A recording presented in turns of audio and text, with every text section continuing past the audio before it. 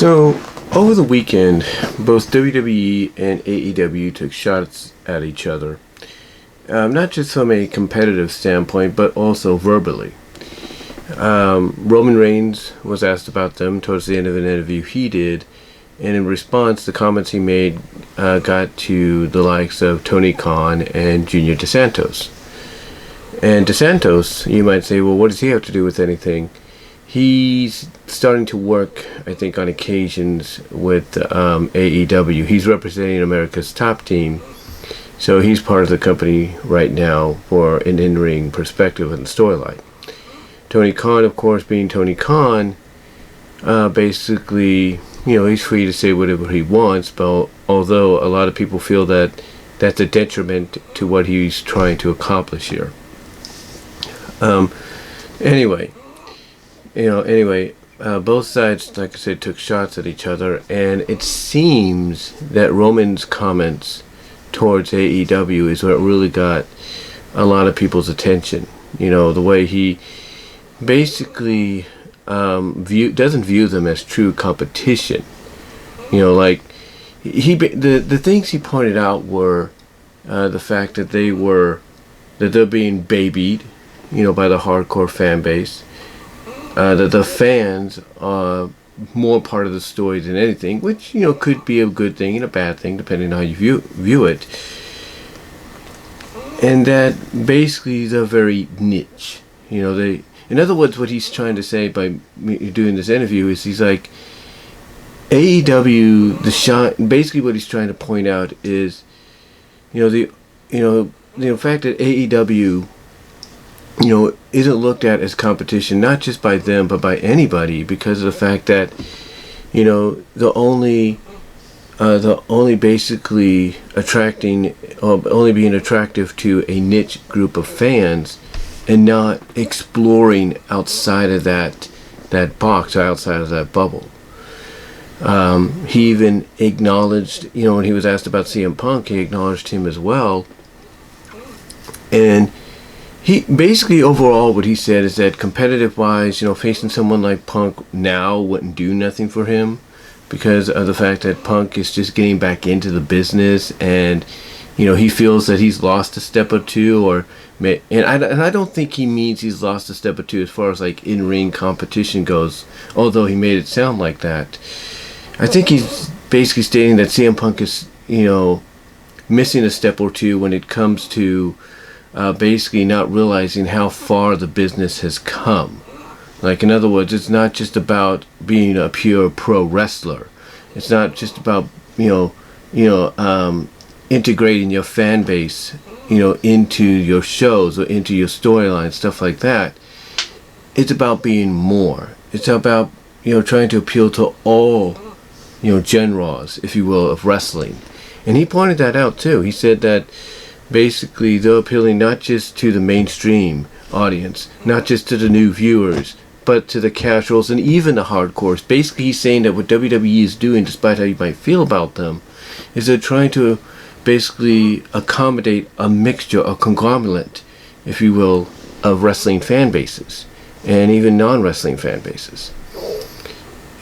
And he does have a point. You can see that with WWE, that when they want to, especially when it comes to SmackDown on Fox, that there are things in there that will be very appealing to the hardcore fans. There's no doubt, as well as the casual.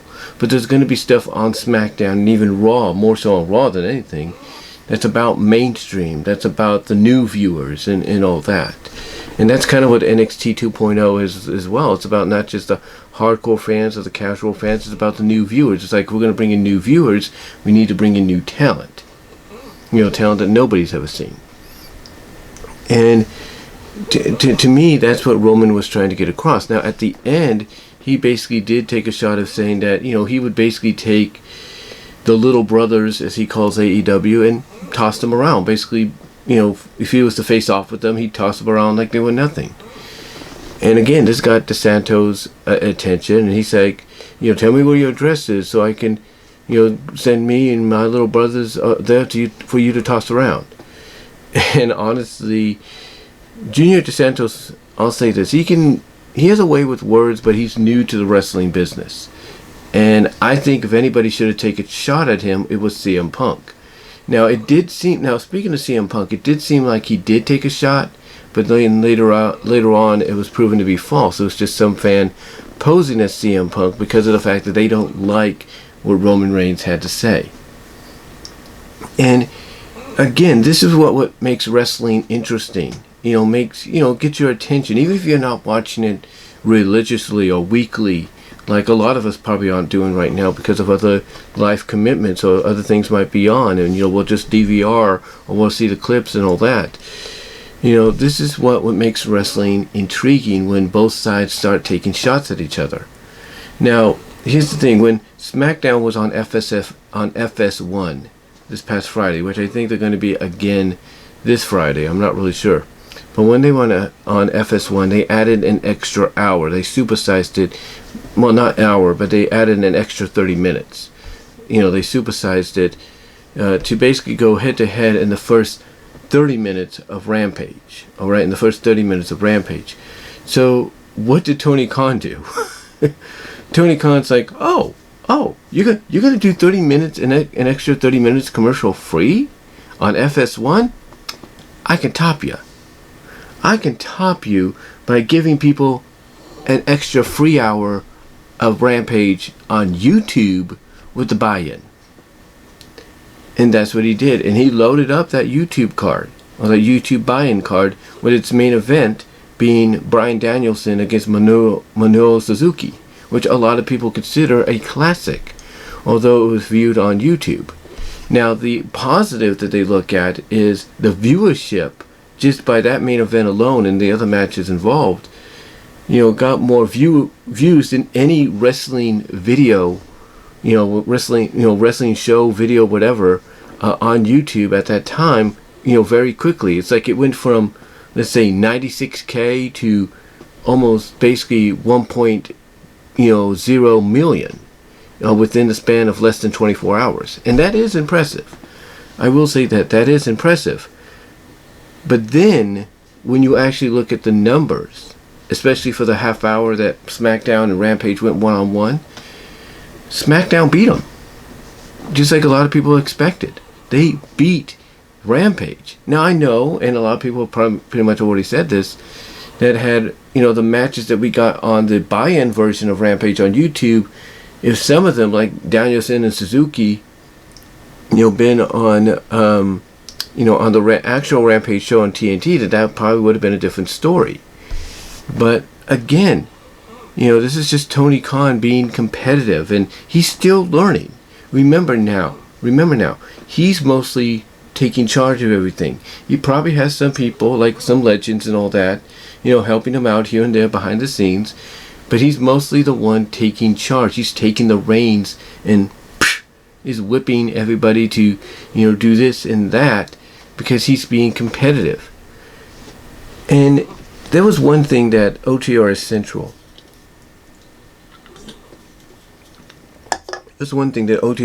said, that in a video that he did about this, where he basically says that Tony Khan, he didn't necessarily say it in this manner, but he said it basically to a sense of Tony Khan needs to be careful, or he's going to repeat the same mistakes WCW made. And those mistakes, as a lot of people look for, are accounted as, not mostly, but are accounted as, being the reason WCW fell. That at one point they were beating WWE, and then all of a sudden, reality came crashing down. And, that's what he's saying. Is Tony Khan has to be very careful about what he does. Even though Tony Khan can come out and say, hey, I have the money to do this. I mean, you look up his, what he's worth, his net worth, and yeah, it's a lot. Him and his father's combined. But net worth or not, what people like the Schleg Daddy, Jeff Siegel, at OTR Central is trying to say is he's got to be careful about what he's doing. And Jeff's not the only one. There's a lot of people that are saying this. A lot of the AEW diehards, in fact, are even saying this, that, hey, we appreciate what you're doing, we love what you're doing, and we'll stick by you no matter what, but you also have to be careful because you're poking the bear. And when you poke the bear, you're going to get the claws. Because that's what he's doing. That is what he's doing right now. He is poking the bear. And the only reason that bear hasn't lashed out, as they should, they've just shown, this, bits here and there. The reason the Vince McMahon, bear hasn't lashed out and gone like that is because these are just warning shots. Like, yeah, he has declared war as the reports going on AEW, but it's not. But that war declaration that he's made hasn't gotten to the point where he's gonna do what he did to WCW. He's gonna wake up, lash out bring out those claws and go tear you up like he did WCW. No, he's giving AEW a warning shot. Like, yeah, the war is on, but I'm not gonna do anything drastic just yet. In other words, he's saying it's your move. Let's see if you're the ones that poke us to the point that we're gonna lash out at you. So a lot of people are telling Tony, hey, be careful, because it will happen. It will happen, and it's something that you have to be aware of.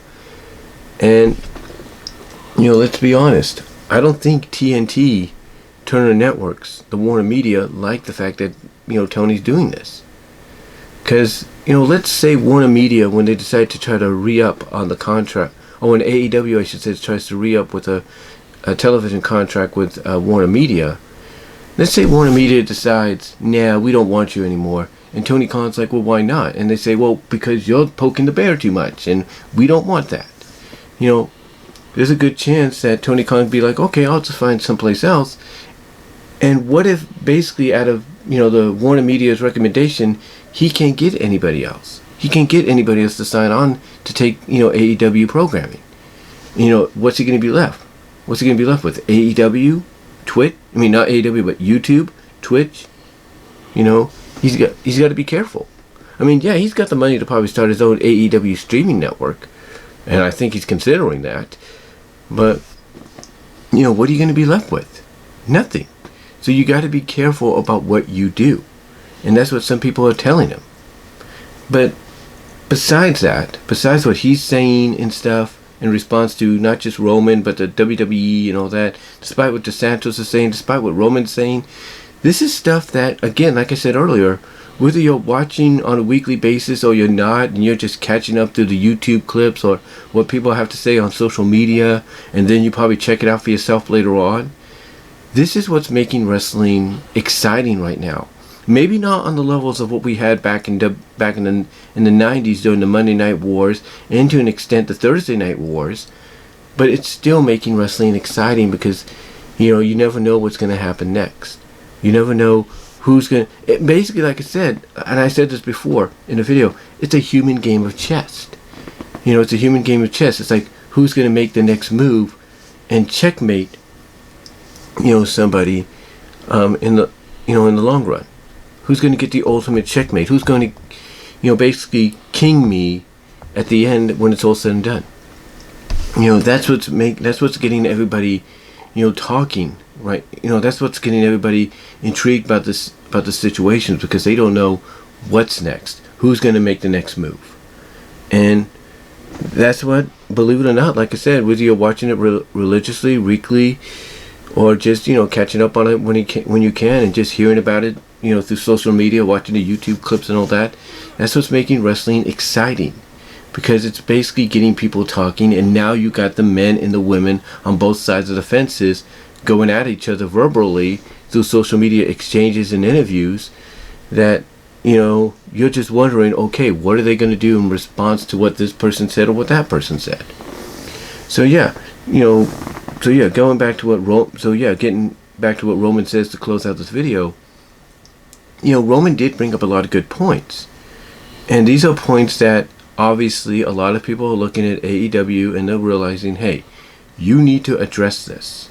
You do need to address this. Like, there's going to come a time where you're going to enter a venue, not a venue, but you're going to enter a region of the country that is not supportive totally of AEW like you think they are, and they're going to show it, and that's going to be the area that you'll pretty much have reality come crashing down on you, because that audience that you'll have in that arena, it'll have a lot of hardcore AEW followers, wrestling followers, but it will also be evened out with the casual fans, if not overrun, just by maybe a little bit by the casual fans, and then that's when reality is going to come crashing down.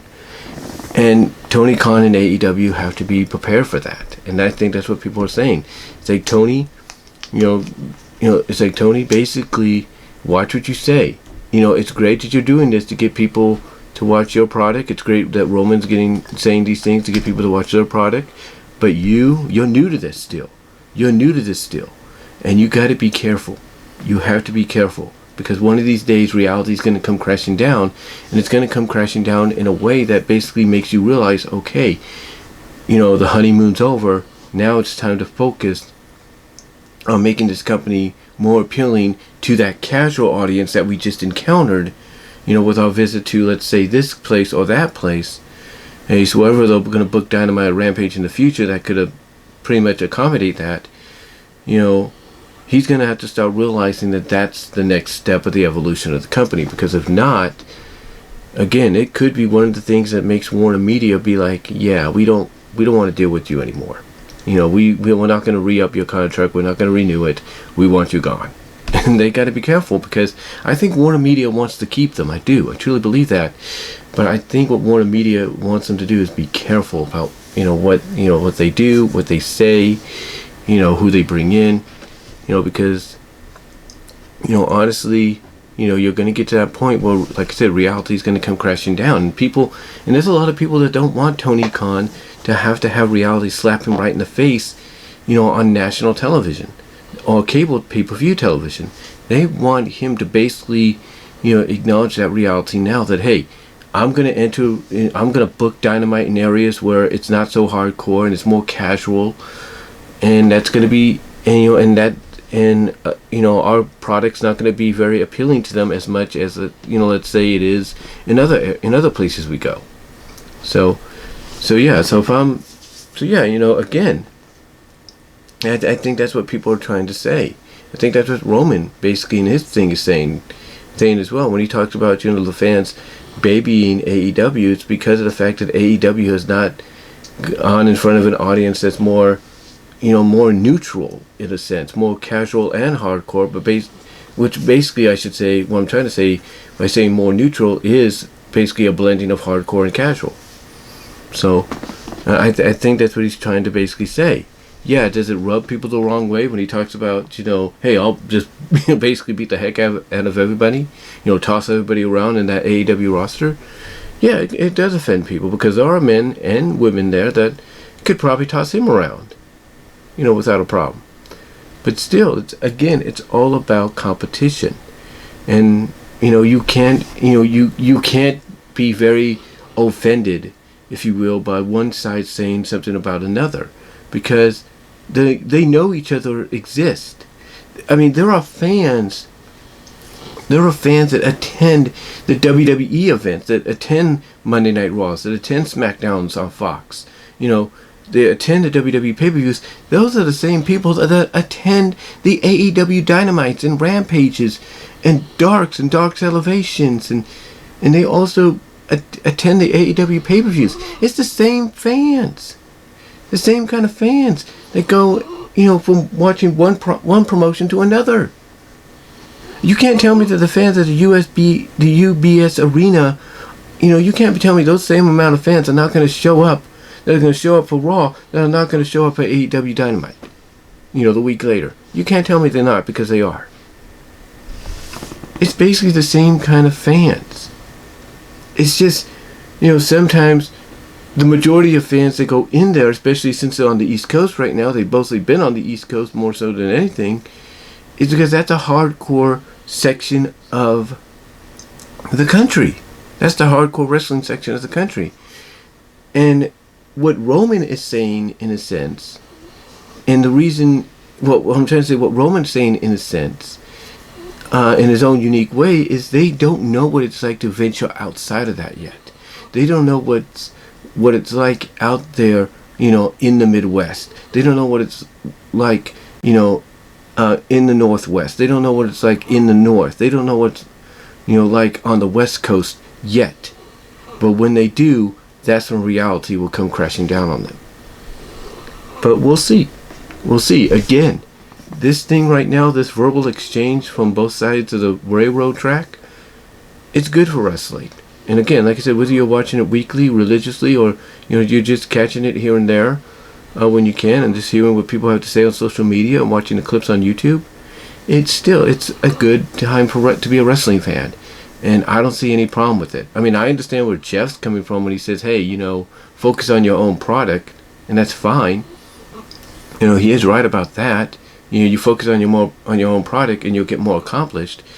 But again, it doesn't mean you can't, once in a while take jabs here and there to basically challenge your opponents, challenge your competitors, your rivals, if you will, to be better. And that's what this is. All this is basically verbal shots taken on both sides of the tracks to make the other get better at what they do, to improve. And that's all it is. So that's all I'm going to really say on it, though, guys. Let me know what your thoughts are down below in the comments, as well as in the live chat during the premiere. Check out my Teespring store, as well as check me out at BW Roses on Patreon. Check me out at BW Roses Discussion on all your favorite audio podcast locations except for Pandora, as well as check me out on Vimeo at BW Roses, and check me out at my Venmo. Hopefully I'll have that up here as well. But until next time, guys, I will talk to you all later.